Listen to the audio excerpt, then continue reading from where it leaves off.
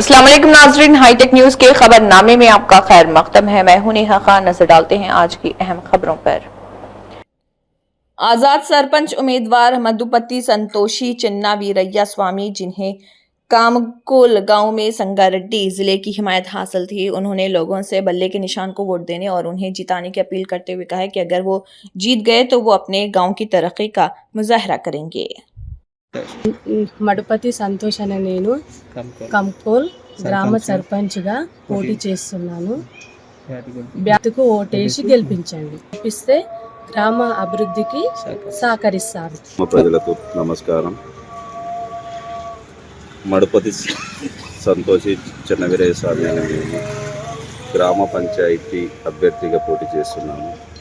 మీ అమూల్యమైన vote bat గుర్తుకు vote వేసి గెలిపిస్తే గ్రామానికి అభివృద్ధి చేయడానికి నేను ముందుకు వచ్చాను.